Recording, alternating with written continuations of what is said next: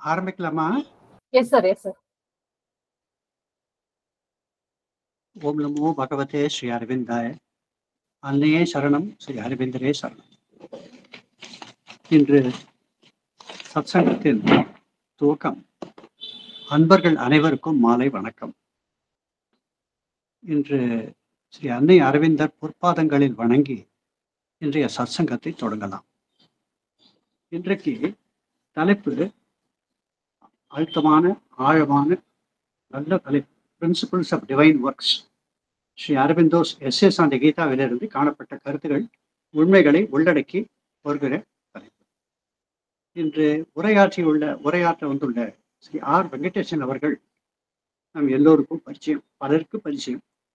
சில விஷயங்கள் அவரை பற்றி கூறலாம் என்று தோன்றியது. ஏனென்றால் ட்ரூத் பேர்ஸ் ரெப்புடேஷன் என்று கூறுவார்கள். உண்மையை தெரிந்தாலும் திருப்ப ஒரு வழி சொல்லும் போது நமக்கும் ஒரு திருப்தி, கேட்பவர்களுக்கும் நல்லது. என் உள்ளத்தில் தோன்றியதை கூறுகிறேன். இங்கு பேச வந்திருக்கிறவர் ஆர் வெங்கடேசன். இவர் நல்ல பதத்தை, நல்ல லைன்ல வந்திருக்கிறார். இவர் ஸ்ரீ வெங்கடேசன் அவருடைய தந்தை ஸ்ரீ என் ராஜகோபால். அவர் உலகாயத்தனமான வாழ்வில், அபிஷியல் லைஃபில் ஆர்பிஐல வெரி ஹை பொசிஷன்ல இருந்தார். அந்த பொசிஷன் இருந்தும் உலகாயத்தன வாழ்வு இல்லாமல் ஆன்மீக வாழ்வில் அதை விட மிக உயர்ந்து நின்றார். அதற்கு காரணம் என்ன? ஸ்ரீ எம்பி பண்டிட் அவர்களுடைய ஷீடர் அவர். அது மட்டுமல்ல, ஸ்ரீ சம்பக்லால்ஜியினுடைய பர்சனல் ஆப்தமான நண்பர். எப்பொழுதும் அவரை பார்த்து கூப்பிட்டு பேசி அவர் ஃபேமிலி எல்லாருமே தெரியும். மேலும் ஒரு விஷயம் அவரே சொல்லி இருக்கிறார். இவர் அன்னையை தரிசனம் செய்துவிட்டு வெளியில வரும்போது சம்பக்கலாலை விழித்து ராஜகோபாலை கூப்பிடு என்றாராம் அன்னை. ராஜகோபால் திருப்பி போயிருக்கார் அன்னைகிட்ட. அன்னை சாவித்திரி புஸ்தகத்தை ராஜகோபால் ஐயானுடைய கையில வச்சு அந்த சாவித்திரி மேல தன் கையை வச்சு ஆசீர்வாதம் பண்ணி உனக்கு இதுன்னு கொடுத்தாராம். ஸோ அந்த சாவித்திரியினுடைய தத்துவம், நம்மளுடைய லைஃப் டிவைனுடைய போயிட்ரி தான் சாவித்திரி. சாவித்திரி இல்லாத அந்த அதுல இல்லாதது ஒண்ணும் இல்லை. அது எல்லாத்தையும், அந்த நாலேஜ் ஃபுல்லாத்தையும் அன்னை அனுகிரகம் பண்ணி ராஜகோபால் அவர்கிட்ட கொடுக்கிறார். அவர் பலமுறை அவர் அன்னையை சந்தித்திருக்கிறார். அவருடைய குடும்பமே அன்னையிடம் டிவோட்டட். அவ எல்லாருமே golden chain of love connected with the mother. அவருடைய புதல்வர் தான் வெங்கடேசன். வெங்கடேசன் பலமுறை அன்னையை தரிசித்திருக்கிறார், பலமுறை பண்டிட்ஜியை பார்த்திருக்கிறார். ஆத்மார்த்தமான பிணைப்பு உண்டு. அவர் தம் குடும்பத்தில் இருக்கிறதால் இவர் உரையாற்றுவது, வெங்கடேசன் அவர்கள் பேசுவது, அதை கேட்பது நமக்கு பாக்கியம். இது அன்னையின் கருணை என்றுதான் நான் கருதுவேன். இந்த தலைப்பு ரொம்ப அருமை. growth. இது எப்படி என்றால் பிரின்சிபிள்ஸ் ஆஃப் டிவைன் ஒர்க்ஸ். நாம் எல்லோருமே ஒரு விதத்துல சாதகர்கள், டிவோட்டிஸா இருக்கலாம், டிசைபிள்ஸா இருக்கலாம், சில்ட்ரன் ஆஃப் த மதரா இருக்கலாம். எல்லாருக்குமே ஒர்க்ஸ் இம்பார்ட்டன்ட். அந்த பிரின்சிபிள்ஸ் ஆஃப் ஒர்க்ஸ் எப்படி என்று எஸ்எஸ் அந்த கீதாலேருந்து எடுக்கிறார். அந்த எஸ்எஸ் அந்த கீதாக்கு இன்னொரு விசேஷம் என்னவென்றால், ஸ்ரீ கிருஷ்ணனே அலிப்பூர் ஜெயிலில் அரவிந்தருக்கு கீதையை பற்றி ஆத்மார்த்தமாக ஃபுல்லாக விவரிக்கப்பட்டிருக்கிறார். அதனால் அரவிந்தர் எழுதியது கிருஷ்ணனே நேரில் சொன்னதுதான். அதை பற்றி வெங்கடேசன் சார் பேசுகிறார். நாங்கள் எல்லாரும் ஈகரா நாங்கள் கேட்கிறோம். Over to you Venkatesan sir. Thank you, sir. Pranams to the Divine Mother. Pranams to Sri Aurobindo. Pranams to my Guruji, Sri MP Pandit Ji. Pranams to my father and mentor, Sri N. Rajagopal. இன்று நாம் பார்க்கவிருக்கும் தலைப்பு essays on the கீதாவிலிருந்து The Principles of Divine Works. சென்ற முறை அதற்கு முன்பும் நாம் இந்த யாக யஜ்யங்களை பற்றி பேசி வருகிறோம். Significance of sacrifice, works and sacrifice, இதை பற்றியெல்லாம் நாம் பார்த்தோம். இப்போது நாம் ஏற்கனவே என்ன பார்த்தோம் என்றால், sacrifice, அந்த வேர்ட் இன் இங்கிலீஷ் லாங்குவேஜ், அதோட மீனிங் நம்ம பார்த்தோம்னா பெயின், ஒரு வலி மற்றும் இழப்பு, அதைத்தான் குறிக்கிறது.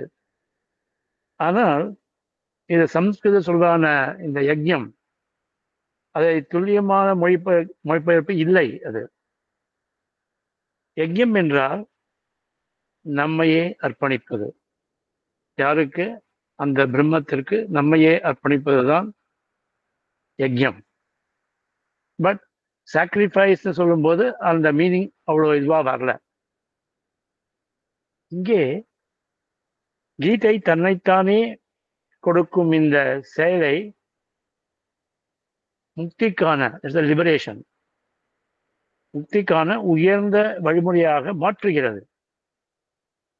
அதாவது எதிலிருந்து முக்தி?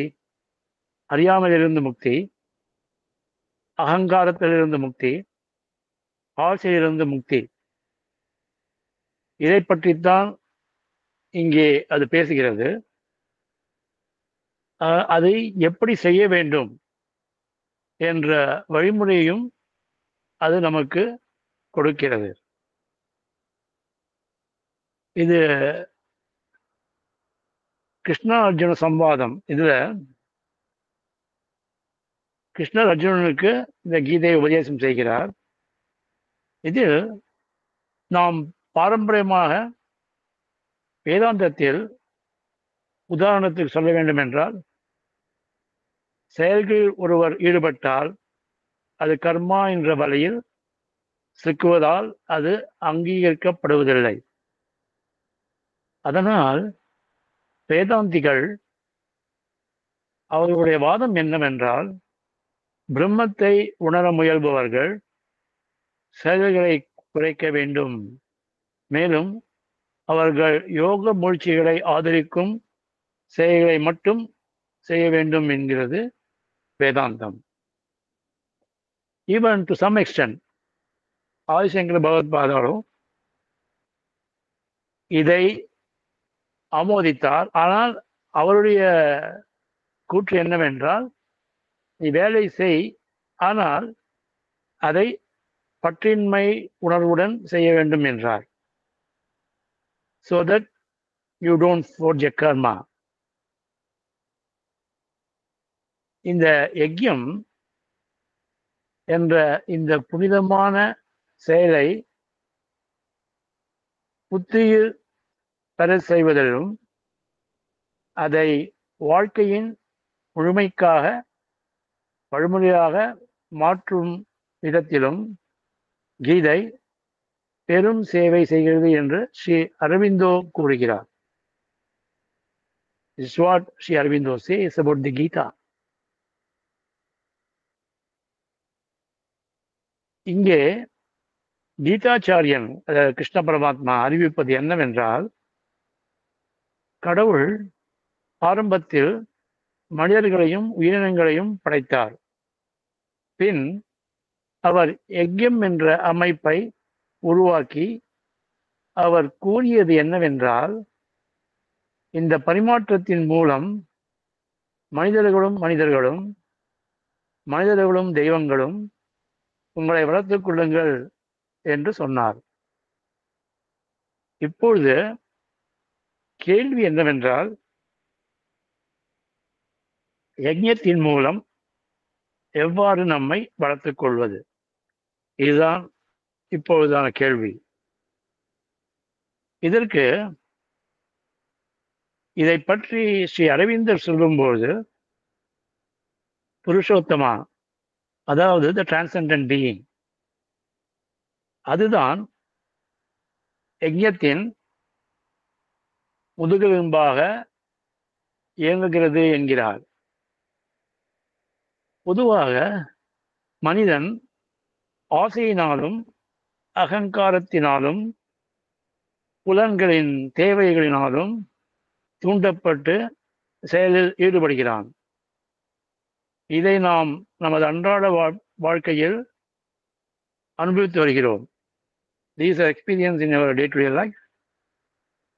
ஆனால் ஒருவர் உண்மையின் உயர்ந்த நிலைக்கு சென்றவுடன் அவர் சாதாரண செயல்களிலிருந்து விலகுகிறார்.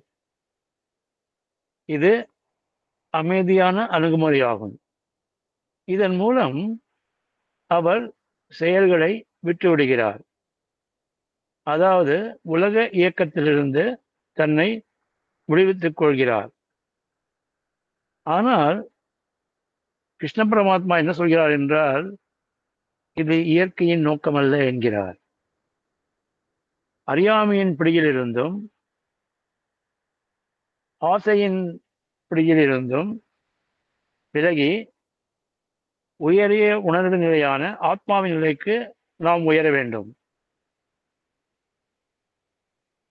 அப்படி இயற்கையின் பிடியிலிருந்து விலகி யோக வழிகளின் மூலம் நம்மை விடுவித்து ஆத்மாவின் நிலைப்பாடான பற்றற்ற தன்மை, இதுதான் ஆதிசங்கர் பகவத்பாதர் கூறுகிறார், பற்றற்ற தன்மையோடு செயலை செய்ய வேண்டும் என்று.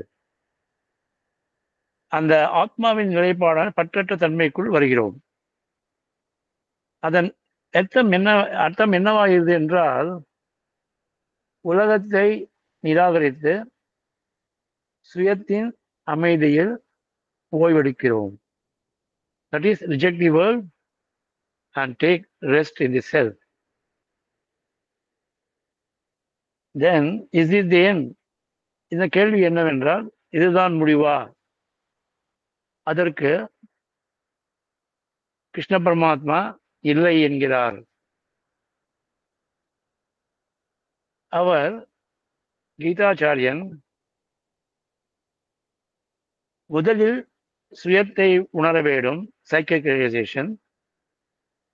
பின்பு அடுத்த நிலை realisation of the impersonal self, அமைதியான சுயம், தூய்மையான இருப்பு, உணர்வு மற்றும் பேரின்பம் ஆகியவற்றின் உணர்வாகும். இதுதான் சச்சிதானந்தம், சச்சித் ஆனந்த். ஆனால் அது என்னவாகிறது? It leads us to nirvana. இங்கே கிருஷ்ண பரமாத்மா என்ன சொல்கிறார் என்றால், இந்த இவை இரண்டும் புருஷோத்தமனாகிய ஆழ்நிலை உணர்வை உணர்வதற்கான அடித்தளம் என்கிறார். This is the basic foundation to realize the transcendent being. Because he is above the personal and impersonal aspects of life.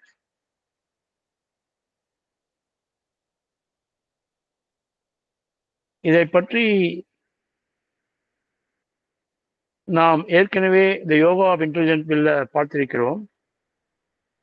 அதாவது இந்த இம்பர்சனல் பர்சனாலிட்டி, ஆளுமைக்கு அப்பாற்பட்ட ஆளுமை, இயற்கைக்கு அப்பாலும், இயற்கையை தாண்டி, ஆனால் அதே சமயம் இயற்கையில் செயலும் உள்ளது. இந்த இம்பர்சனல் பர்சனாலிட்டி இயற்கைக்கு அப்பாலும் உள்ளது, இயற்கையின் செயலிலும் உள்ளது என்கிறார். இது இயற்கைக்கு மேலே நிற்பதால் இயற்கையால் சரியாக செயல்பட முடியும். அதேபோல் இரண்டு நிலைகளுக்கும் மேலாக நிற்கும் புருஷோத்தமா அவருடைய சக்தியான மாயா மூலம் உலகில் செயல்படுகிறார். இதை நம்ம யோகா இன்டெலிஜென்ட் பில்ல பார்க்கும்போது பண்டிட்ஜி அங்க எழுதுற,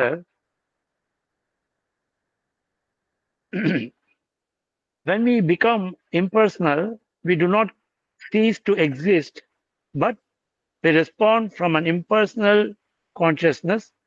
The person continues in the front. அதாவது நாம் பிரம்ம நிலையில் இருந்தாலும் நம் ஆளுமை, the physical personality, தொடர்கிறது. ஆனால் நாம் பிரம்ம உணர்விலிருந்து அங்கே பதிலளிக்கிறோம். இதற்கு அவர் மேற்கோள் காட்டுவது, he says, Sri Aurobindo and Ramana Maharishi articulate are typical examples of this impersonality. Anything we ask, the answer comes from there. That is, the impersonality articulates through the personality. நாம் அவர்களுக்கு முன் கேட்கும் கேள்வியிலிருந்து கேள்விக்கு பதிலளிக்கும் போது அந்த பிரம்மம் இவர்களின் ஆளுமையின் மூலம் தன்னை வெளிப்படுத்துகிறது. ஸோ எனவே இது பிரம்மத்தின் ஆளுமை. என்று அந்த யோகா இன்டெலிஜென்ட் வீலில் பார்த்தோம். அடுத்தது புருஷோத்தமா அவரது வலிமையில் அதற்கு முன் ஸ்ரீ அரவிந்தர் சொல்கிறார்,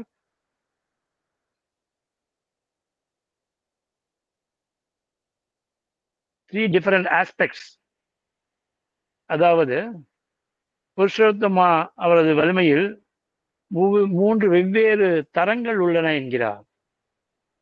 மிக குறைவானது நிர்வாக இயல்பு, கொஞ்சம் உயர்ந்தது மாயா கடவுளின் சுய இயல்பு, இன்னும் மேலே உள்ளது சக்தி, த சுப்ரீம் பவர். எனவே இங்கே கீதை என்ன சொல்கிறது என்றால், இந்த நிலையற்ற உலகத்திற்கு பதிலாக, அதாவது இந்த மகிழ்ச்சியற்ற தற்காலிக உலகத்திற்கு பதிலாக, we are promised ராஜ்யம் சமிர்தம், நமக்கு செழிப்பான ராஜ்யம் கிடைக்கும் என்று உறுதியளிக்கிறது. நாம் எந்த அளவிற்கு புருஷோத்தமா உணர்வில் பங்கு கொள்கிறோமோ அந்த அளவிற்கு நாம் நம் இயல்பை ஆளுவதிலும் மற்றும் பூமியில் உள்ள ராஜ்யத்தை ஆள்வதிலும் பங்கு கொள்கிறோம் என்கிறது கீதை. அதாவது, to the extent we participate in the transcendent consciousness, we are in a position to participate and control our senses and govern ourselves. And also we can govern the world. இதுதான் கீதை இங்கே கூறுகிறது.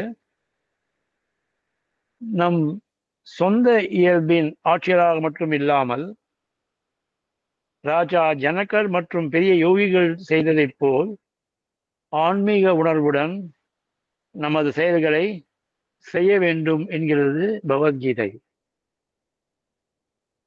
இப்பொழுது ஒரு கேள்வி அர்ஜுனன் மனதிற்குள் எழுகிறது. அது கேள்வி என்னவென்றால், எந்த நோக்கத்திற்காக வேலை செய்ய வேண்டும்? நாம் எதை உணர வேண்டும்? இதிலிருந்து கிருஷ்ண பரமாத்மா என்ன எதிர்பார்க்கிறார்? எதற்காக நான் செயல்களில் ஈடுபட வேண்டும்? இதுதான் அர்ஜுனனின் இந்த கீதை ஆரம்ப தொடங்கியிலிருந்து இதே கேள்விதான் திரும்ப திரும்ப மனத்திற்குள் வந்து கொண்டே இருக்கிறது. இதை அவன் கிருஷ்ண பரமாத்மாவிடம் இப்போது கேட்கிறான். அதற்கு கீதாச்சாரியன் தனது சொந்த உதாரணத்தை மேற்கோள் காட்டி கூறுகிறார். அர்ஜுனா, வேலையிலிருந்து என்ன எதிர்பார்க்கிறாய் அல்லது எதை பெறுகிறாய் என்பது பற்றி கேள்வி அல்ல இங்கே.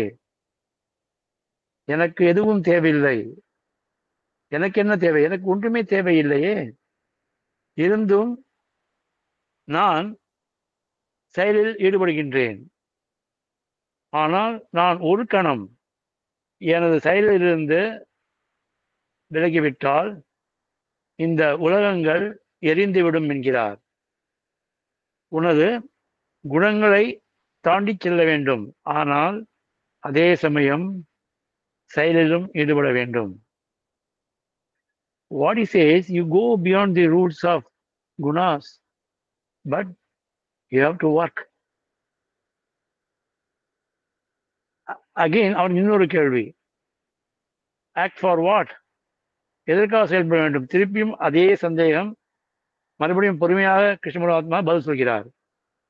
நீ ஏன் செய்ய வேண்டும் என்றால், லோக சங்கிரகா.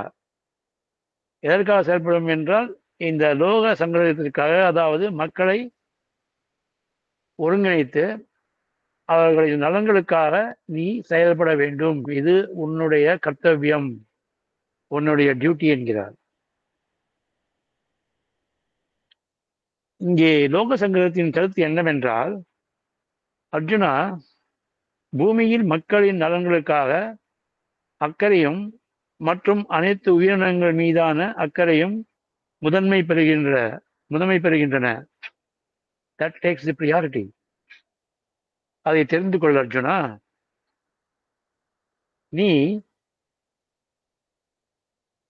அதாவது அர்ஜுனா, நீ எதை உணர்ந்திருந்தாலும், நீ எந்த உணர்வு நிலை அடைந்திருந்தாலும், நீ எந்த அறிவை பெற்றிருந்தாலும் அதை நீ மற்றவர் மீது திணிக்க முடியாது.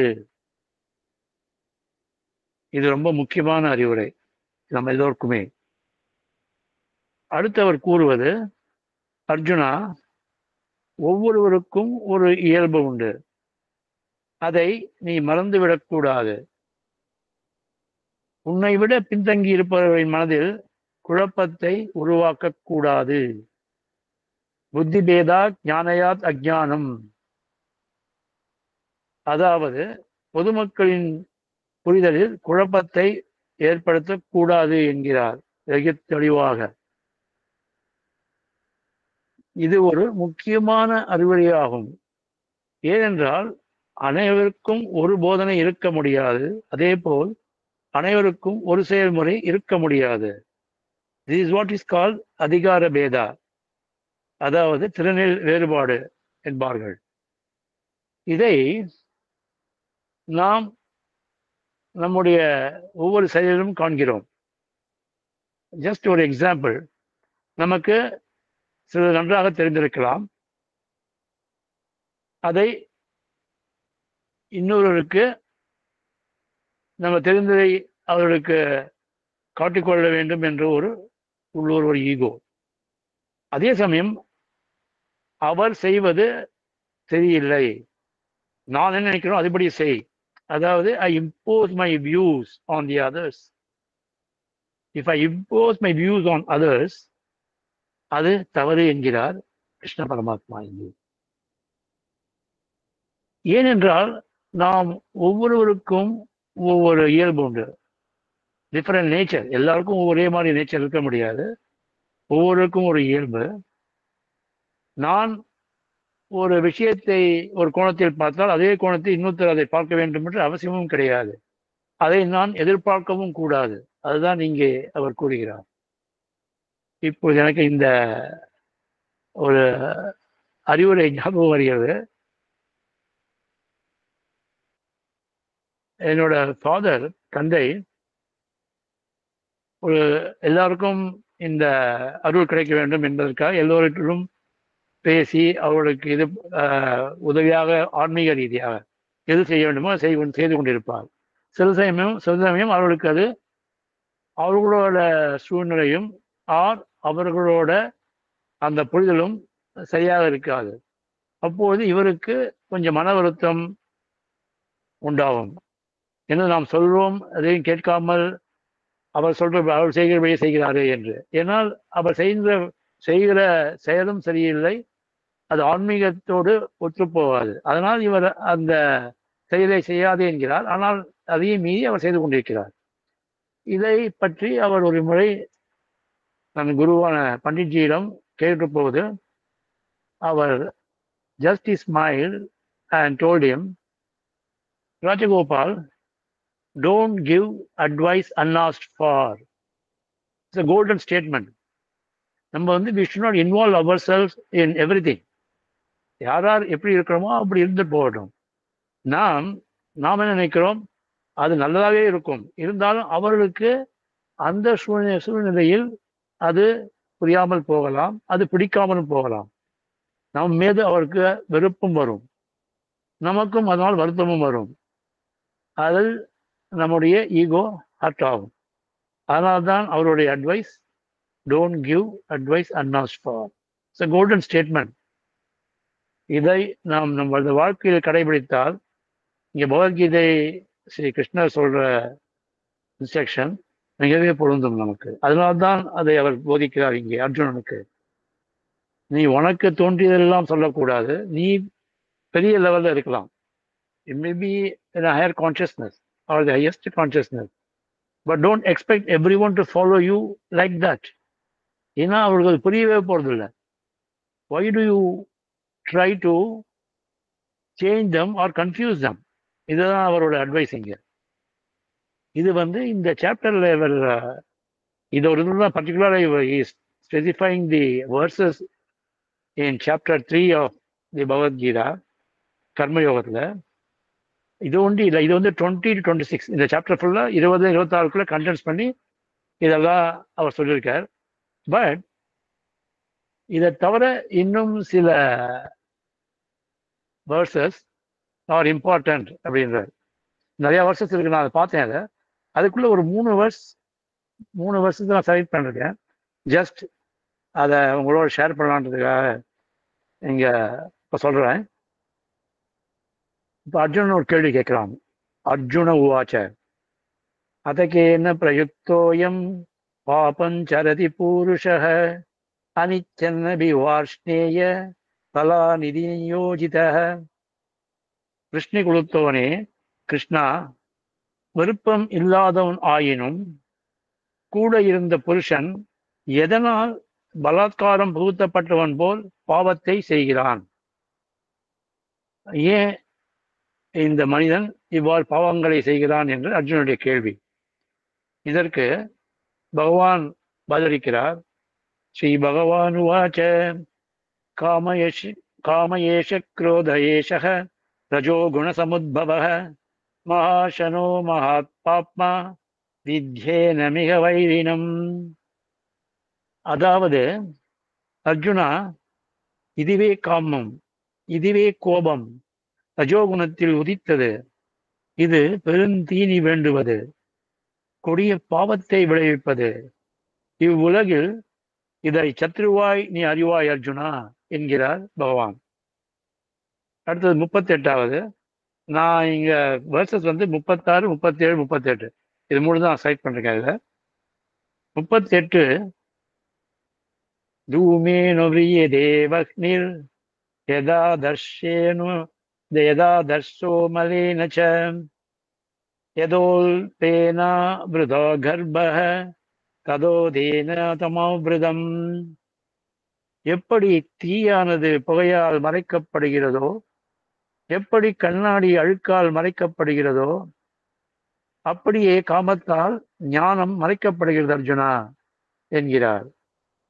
இதுல சான்ஸ்கிரிட் நான் சொன்ன ஏதாவது பிழை இருந்தால் மன்னிக்கவும். ஆனால் இதைத்தான் ஸ்ரீ அரவிந்தர் இங்கே கோடிட்டு காட்டுகிறார். இங்க இந்த சாப்டர்ல எல்லா வருஷஸும் முக்கியம்தான். பட் அவர் ஒரு 7 வருஷத்தை செலக்ட் பண்ணி இந்த சாப்டர் ஃபுல்லாக எழுதியிருக்கார். Now we proceed further. Sri அரவிந்தர் என்ன சொல்கிறார் என்றால், இந்தியாவின்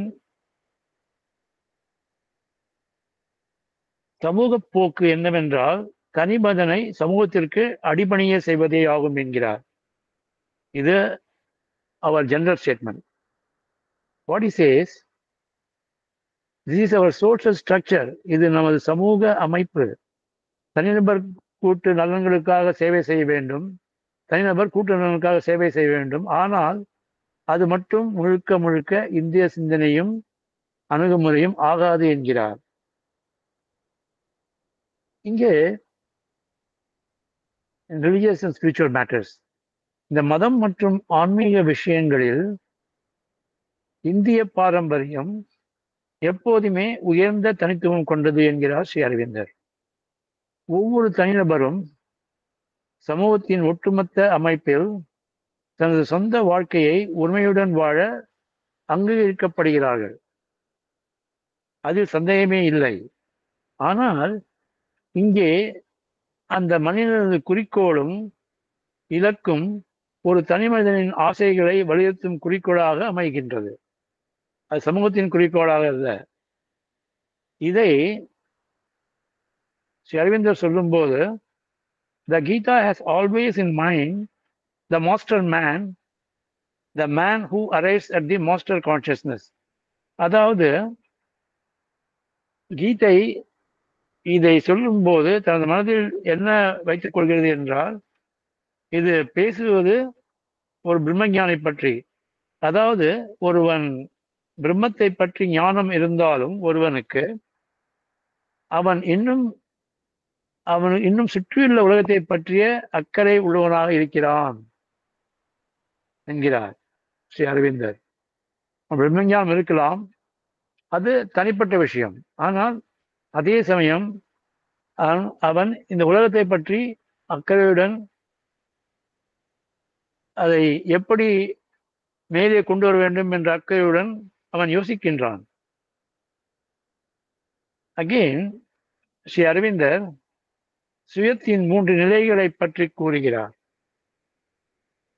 அதாவது க்ஷரா, அக்ஷரா, த டிரான்செண்டன்ட் 3 நிலை. க்ஷரா என்ற நிலை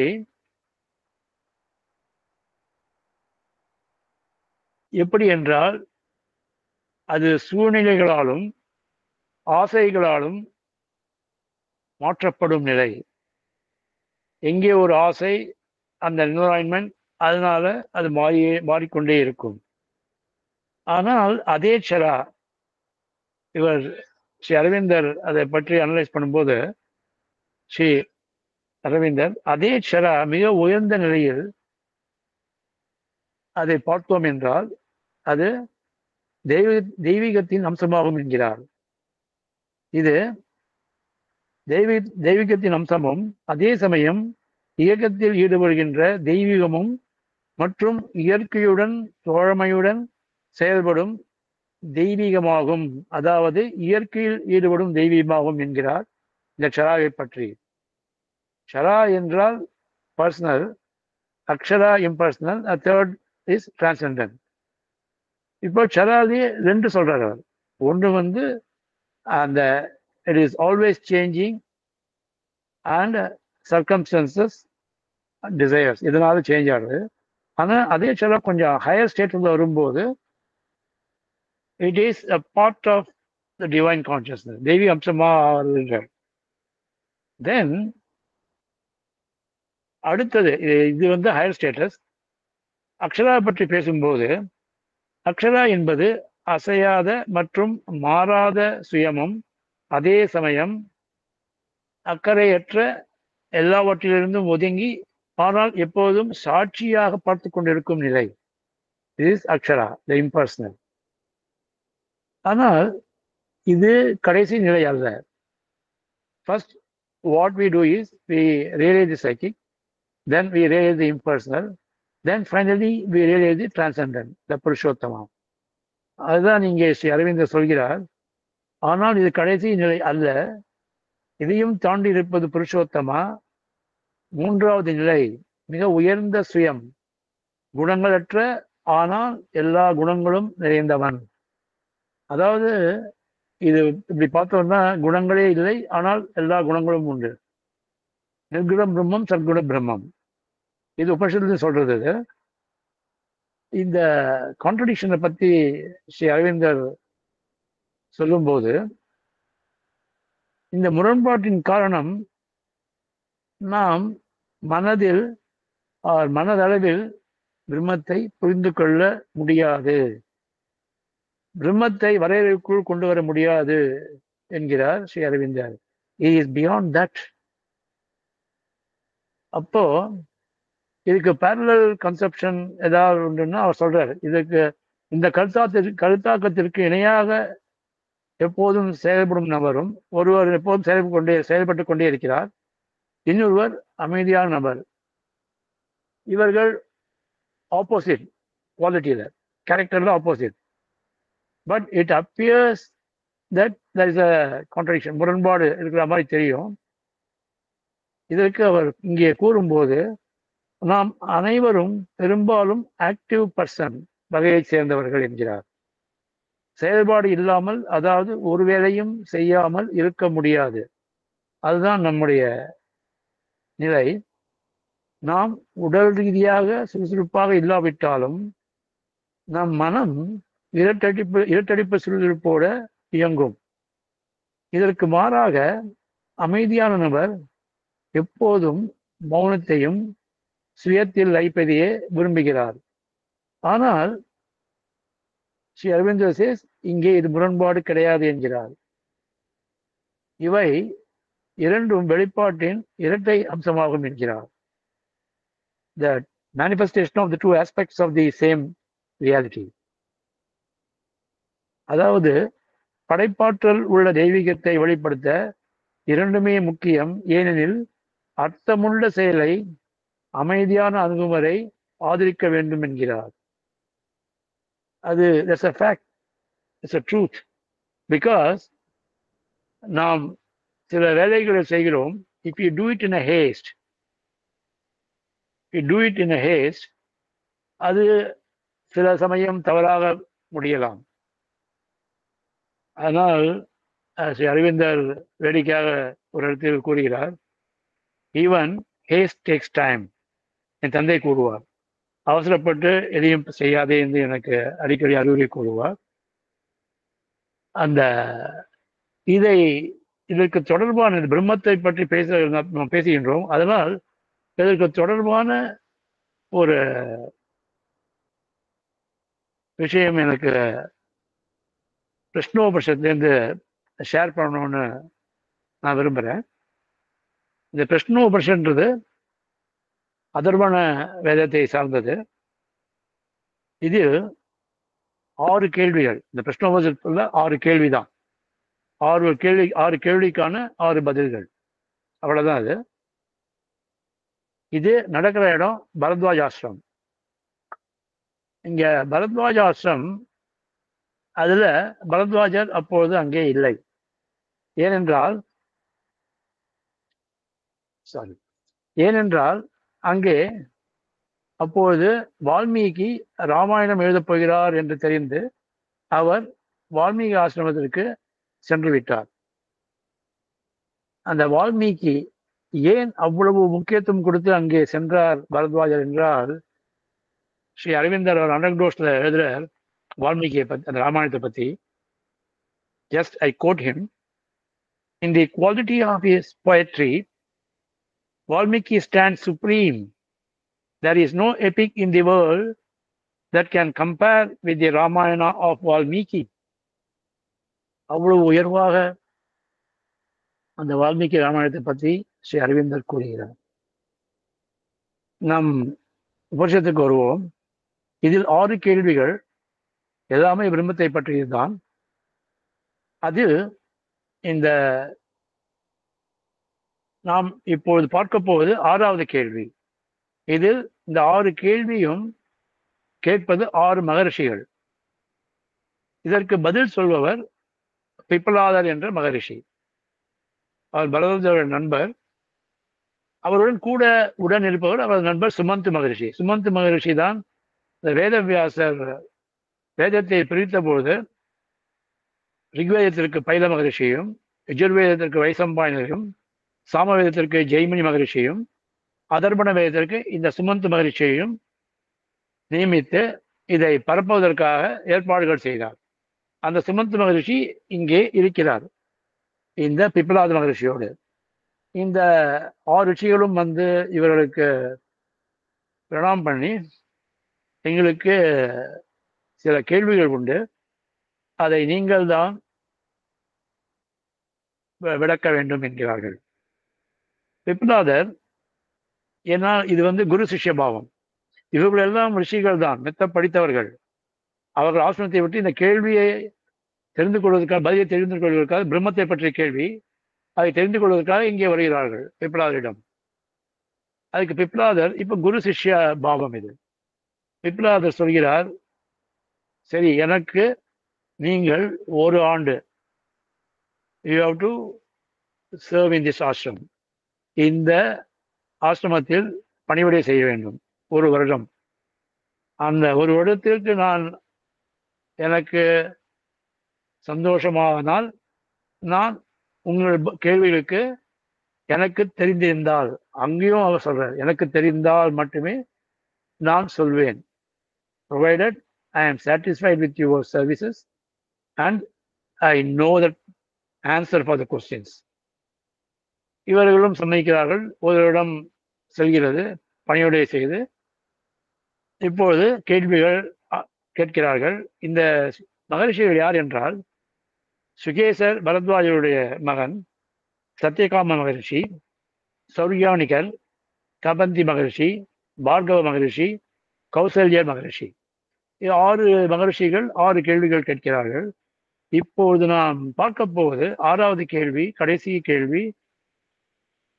சுகேசர், பரத்வாஜுடைய புத்திரர், அவர் சொல்கிறார், இது என்னுடைய கேள்வி அல்ல, என்னுடைய நண்பன் ஹிரண்யநாபன் கோசல ராஜகுமாரன் அவன் என்னை கேட்டான், எனக்கு பதில் தெரியாதால் அதே கேள்வி உங்களை நான் கேட்கிறேன் என்கிறார். பிப்லாதர் சரி கேள்வியை கேள் என்கிறார். இவருடைய கேள்வி என்னவென்றால், 16 கலைகள் கொண்ட புருஷன் யார்? அதாவது 16 கலைகள் கொண்ட, நம்ம சப்போஸ் ஆசீர்வாதம் பண்ணும்போது 16 பெற்று பெருவாழ் வாழ்வோம்னு சொல்றது ஜென்ரலா அது கலோக்கியல் லாங்குவேஜ்ல வந்தது. அந்த 16ன்றது என்னன்னா, இந்த 16 கலைகள் ஒவ்வொருத்தரும் இருக்க வேண்டும். இதை சிருஷ்டித்தது அந்த பிரம்மம். அந்த பிரம்மம் நமக்குள் இருக்கிறது. இவர் கேட்ட கேள்வி, 16 கலைகள் கொண்ட புருஷன் யார்? அவன் எங்கே இருக்கிறான்? இதுதான் அவருடைய கேள்வி. பிப்லாத மகரிஷியோட பதில், அவனை நீ எங்கேயும் தேட வேண்டாம், அவன் உன் சரீரத்திற்குள் இருக்கிறான். அதுதான் பிரம்மம். அந்த பிரம்ம சிருஷ்டி, அந்த பிரம்மம் சிருஷ்டித்துதான் இந்த 16 கலைகள். அந்த கலைகளை ஒன்றொன்றாக சொல்கிறார். முதலில் அவர் பிராணனை சிருஷ்டித்தார். அதன் பிறகு ஸ்ரத்தா, அதாவது ஆன்மீக புத்தி, அவன் சரியான பாதையில் செல்ல வேண்டும் என்றால் ஆன்மீக புத்தியை சிருஷ்டித்தார். அதன் பிறகு பஞ்சபூதங்களை சிருஷ்டித்தார். அதாவது நிலம், நீர், நெருப்பு, காற்று, வானம், இவை 5ஐயும் சிருஷ்டித்தார். அது 7ஆகிவிட்டது. 8வது இந்திரியங்களை சிருஷ்டித்தார். அந்த பஞ்சபூதங்களை அனுபவித்ததற்காக இந்திரியங்கள், கர்மேந்திரியம், ஞானேந்திரியம், கண், கை, காது, மூக்கு, இதெல்லாம் இந்திரியங்கள், இதை சிருஷ்டித்தார். இந்த இந்திரியங்களை அடக்குவதற்கு மனது, புத்தி, அதை சிருஷ்டித்தார். இந்த உடலுக்கு தேவையான அன்னம், அடுத்தது அன்னம், அந்த அன்னம் உண்பதால் வருகின்ற வீரியம், அதாவது பலம், அதை சிருஷ்டித்தார்.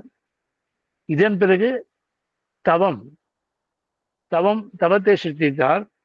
பிறகு யாக யஜ்யங்களை சிருஷ்டித்தார். அந்த யாக யஜ்யங்கள் அவர்களால் வரும் பலன் வெவ்வேறு லோகங்கள், இந்திரலோகம், சொர்க்கம், மின்னல் லோகம், வாயுலோகம், சத்தியலோகம், எல்லா லோகங்களையும் சிருஷ்டித்தார். அதன் பிறகு இந்த லோகங்களை யார் நிர்வகிப்பது, அதற்கு பெயர்களையும் சிருஷ்டித்தார். அதற்கு ரூபமும் கொடுத்தார். இது மாதிரி 16 கலைகள் கொண்ட அந்த பிரம்மம் உன்னுடைய சரீரத்தில் தான் இருக்கிறான். இந்த 16 கலைகள் உனக்குள் இருக்கிறது. அதை நீ வேதம் சொல்வது போல் அதை உபயோகித்து சரியான வழியில் செலுத்த வேண்டும். அப்படி செலுத்தினால் இந்த உடலில் உன்னுடைய ஆத்மா பரிணாம வளர்ச்சியில் முன்னேறி அந்த பிரம்மத்தை சென்றடையும் என்று முடிக்கிறார். இது இந்த பிரஷ்னோபனிஷத்தில் 6வது கேள்வி, பிரம்மத்தை பற்றியது. அப்போது அங்கே இன்னொரு கேள்வி வருகிறது. இது நமக்குள் இருக்கிற பிரம்மம், அவருடைய கலைகள் 16 அவருக்கு இருக்கிறது. அதே இது நமக்குள் இருக்கிறது. அந்த ஜீவாத்மாவுக்கு அந்த கலைகள் உண்டு. அது ஒரே ஒரு வித்தியாசம் என்னவென்றால், பிரம்மம், பரமாத்மா, புருஷோத்தமா இதை நியமிக்கிறார். அதை அனுபவிக்கிறது நாம் ஜீவாத்மா.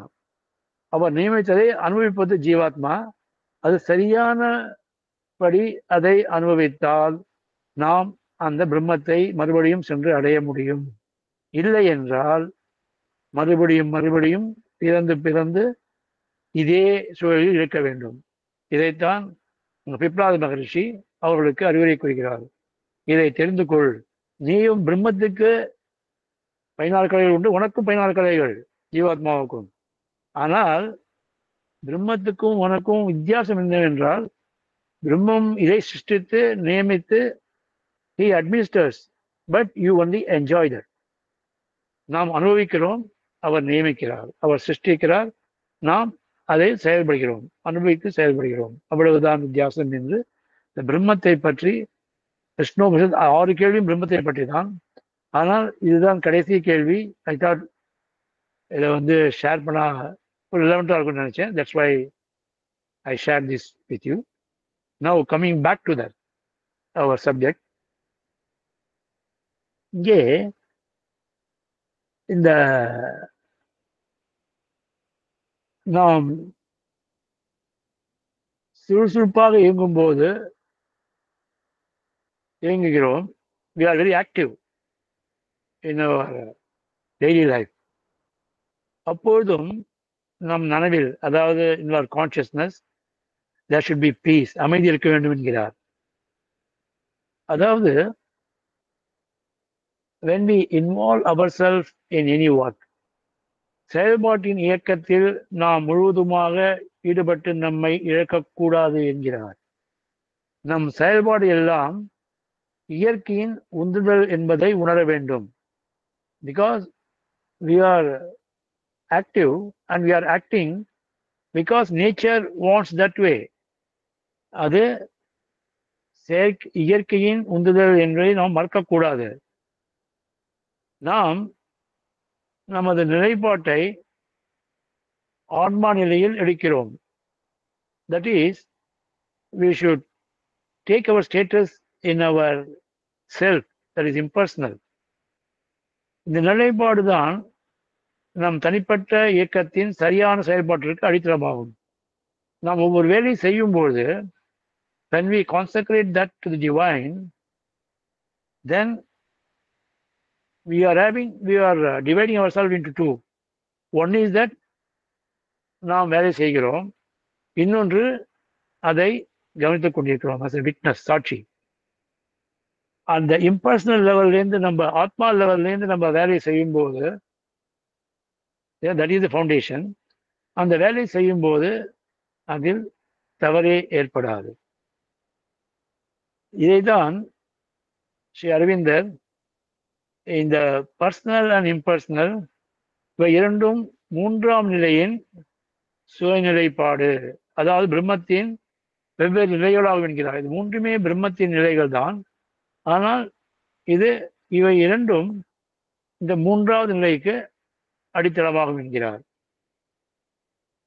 மேலும் கீதையை பொறுத்தவரை இந்த உன்னதமான பிரம்மம்தான் கிருஷ்ணரின் உருவில் அவதரித்திருக்கிறார். கிருஷ்ணர் நமது இதயத்தில் வீற்றிருக்கிறார். ஹிருதிஸ்திதா, நம் எல்லோருக்கும் மேலே உள்ள சுப்ரீம் பர்சன், அதீதமானவருமான புருஷோத்தமன் அர்ஜுனனுடன் சம்பாஷணையில் நேருக்கு நேர் ஈடுபட்டிருக்கும் கிருஷ்ண பரமாத்மா தெய்வீக தேரோட்டியாக அங்கே வீற்றிருக்கிறார் என்கிறது கீதை. இப்போது இன்னொரு கேள்வி. கிருஷ்ண பரமாத்மா, அந்த பிரம்மமே கிருஷ்ண பரமாத்மா உருவெடுத்து அங்கே அமர்ந்திருக்கிறது என்றால், உன்னதமான பிரம்மத்திற்கு ஒரு மனித வடிவத்தில் வருவது தேவையா?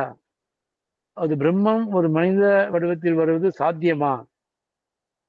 இங்கே இன்னொரு கேள்வி என்னவென்றால், இது தொடர்பாக தெய்வீக உணர்வு மரணத்திற்குள் அடங்கும் வடிவம் பெறுவது நடக்குமா?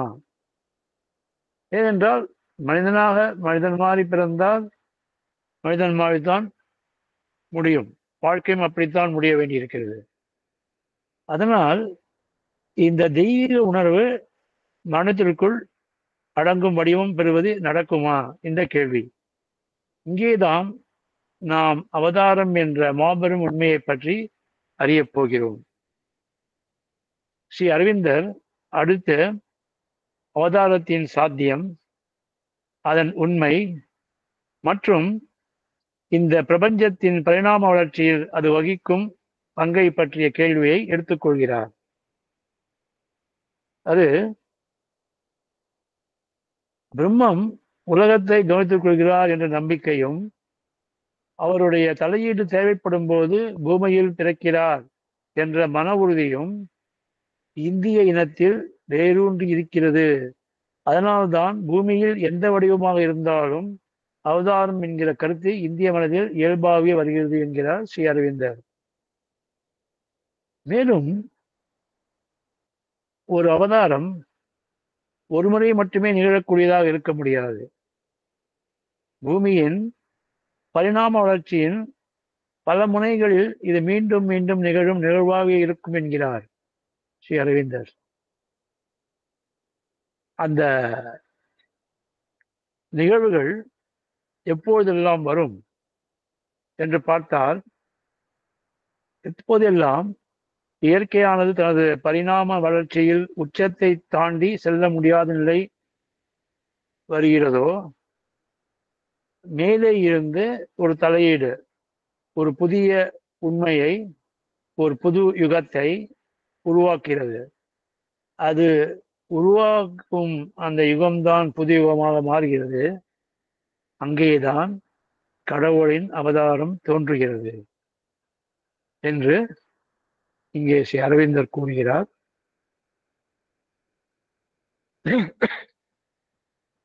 இத்துடன் எனது இந்த தலைப்புக்கான உரையை முடித்துக் கொள்கிறேன். தேங்க்யூ.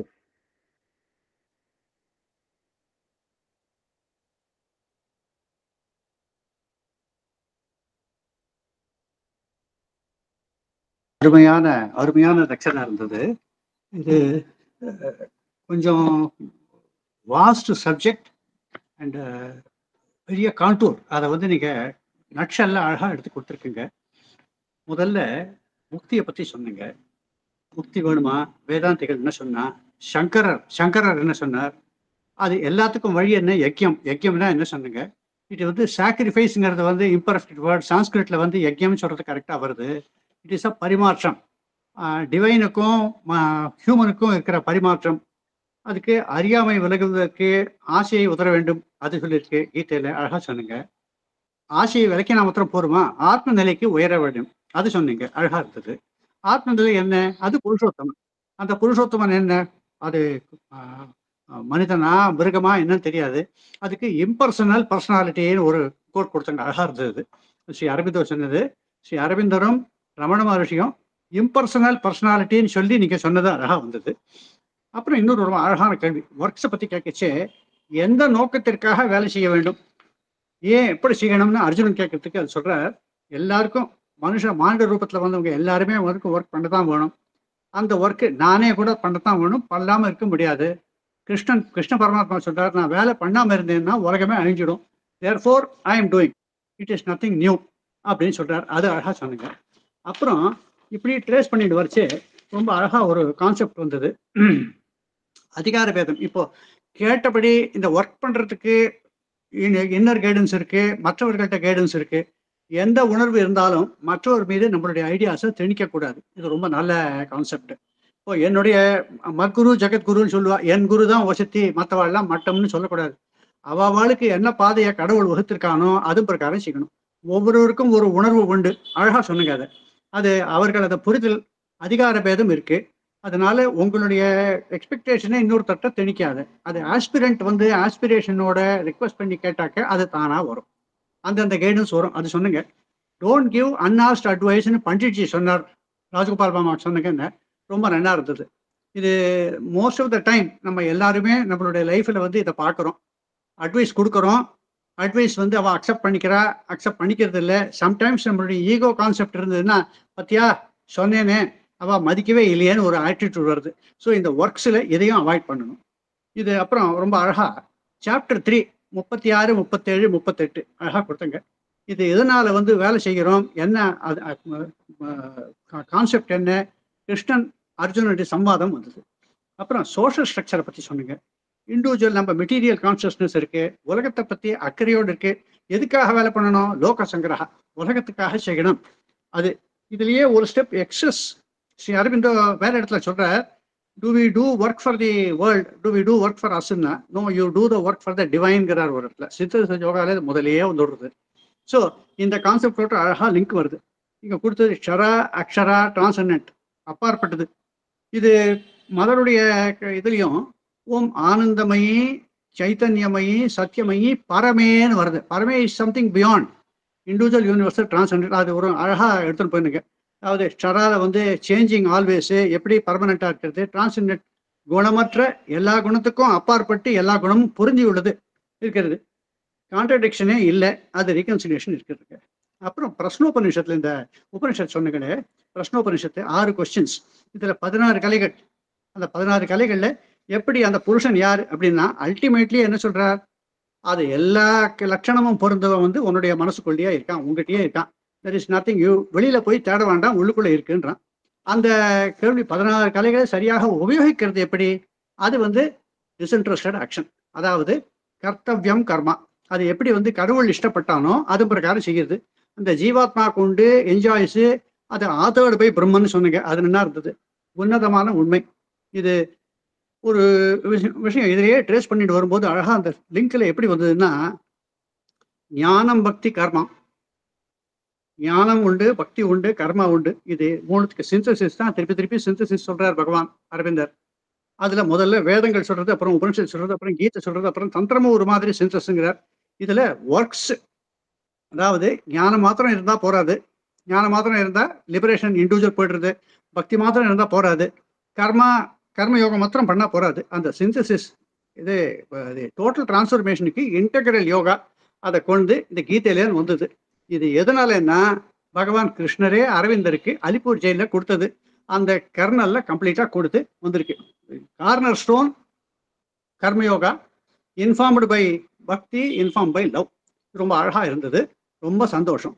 இது நம்ம கூட அன்பர்கள் யாரான கொஸ்டின்ஸ் இருந்தா, கிளாரிஃபிகேஷன் இருந்தா, ஐடியாஸ் இருந்ததுன்னா சொல்லலாம் தோணித்து, உங்க இஷ்டம்.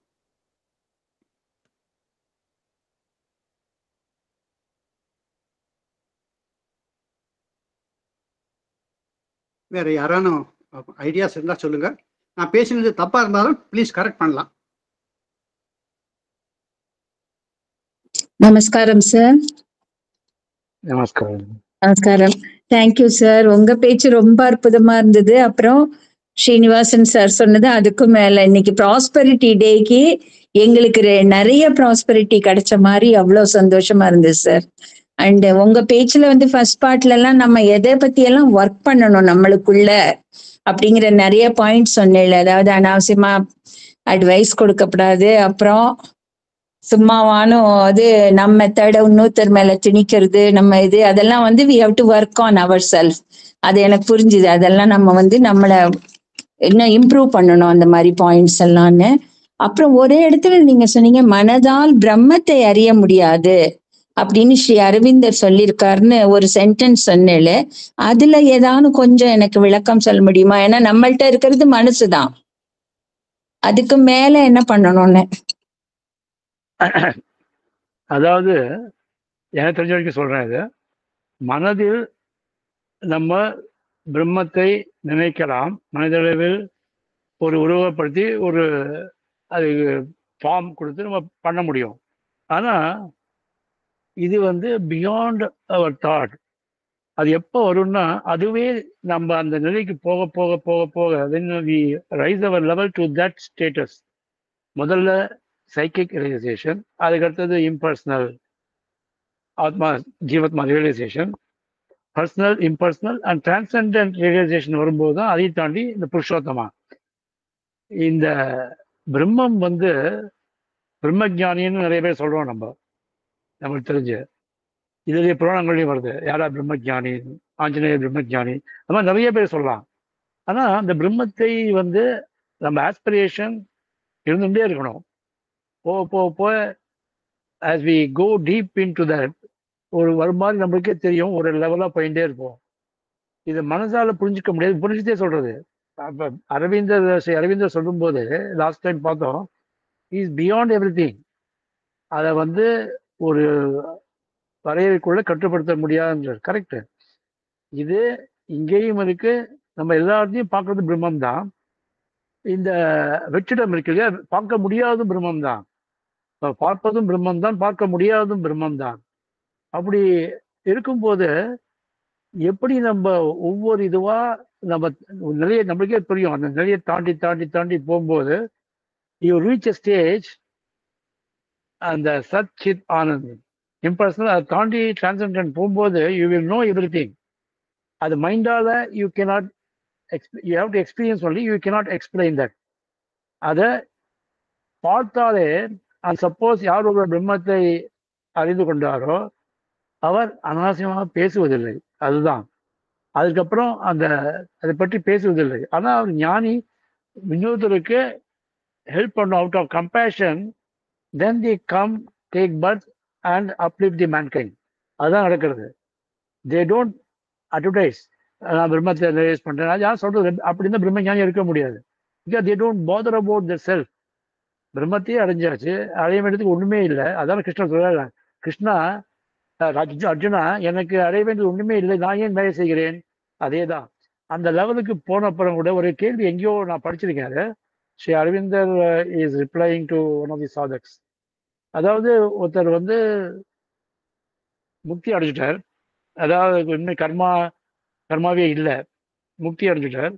அப்புறம் is there any requirement for him to come back அப்படின்னு கேட்கும்போது ஸ்ரீ அரவிந்தர் சொல்ற பதில் என்னன்னா, நான் எங்க படிச்சேன் ஞாபகம் இல்லை இப்போ, பட் அவரோட பதில் இதுக்கு என்னன்னா, see, if he wants to stay in that position, let him stay continuously forever. He can do that. Or அந்த பிரம்மமே நினைச்சதுன்னா இவர் அங்க போய் சர்வ் பண்ணணும், மேன்கைண்டுக்காக இது பண்ணணும்னா அப்போ அவருக்கு தோணும், ஓ நம்ம போகலான்னு. So they come for us compassion, நம்ம பேர்ல கம்பேஷனால தே டேக் பர்த். அப்படிதானே தவிர இந்த பிரம்மத்தை நம்ம மனதால நம்மளால கண்டிப்பா இதை எக்ஸ்பிளைன் பண்ணவே முடியாது. Every one has to experience that. அது நம்ம ஒவ்வொருத்தரும் நம்மளோட எக்ஸ்பீரியன்ஸ்ல தான், அனுபவத்துல தான் இதை தெரிந்து கொள்ள முடியும் என்பது என்னோட தாழ்மையான அபிப்பிராயம்.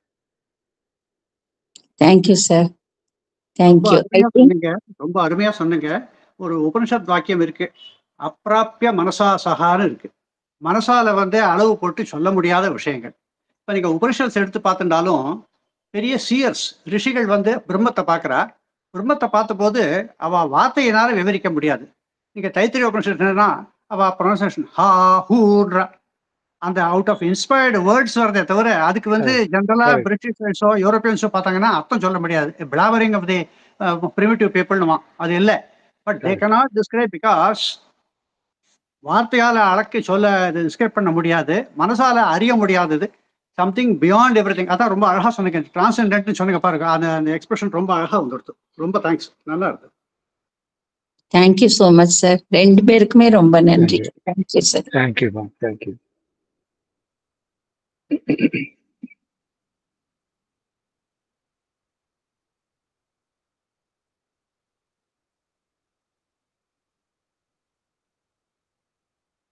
வேற யாராவது ஆட் பண்றீங்களா?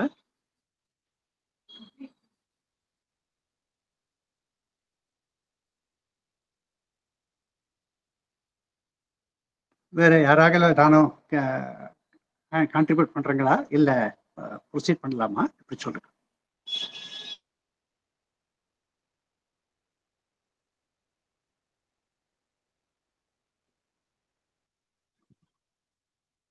எல்லாருடைய அக்செப்டன்ஸ் இருந்ததுன்னா சத்சங்கத்தை கம்ப்ளீட் பண்ணலாம். பட் வெங்கடேசன் சாருக்கு ரொம்ப ரொம்ப ரொம்ப கிராட்டிடியூடோட தேங்க்ஸ் சொல்றோம். ஏன்னா இது carries on because sharing of your knowledge and experience and perception எங்கள் எல்லாருக்கும் உதவியாக இருக்கும். ரொம்ப சந்தோஷம். இன்ஃபேக்ட் அவர் ராஜ்கோபால் மாமானுடைய ஆத்மார்த்தமான கைடன்ஸில், பண்டிட்ஜியினுடைய கைடன்ஸில் நீங்கள் சொல்லியிருக்கீங்க. ரொம்ப சந்தோஷம். ரொம்ப அப்ஸ்ட்ரூஸ், அதாவது ஹோல் ஆஃப் கர்மயோகம் போன்றத ஒரு கோடிட்டு காமிச்சு அழகாக டிலைன் பண்ணியிருக்கீங்க. ரொம்ப ரொம்ப நன்றி. Thank you very much all. Pranams.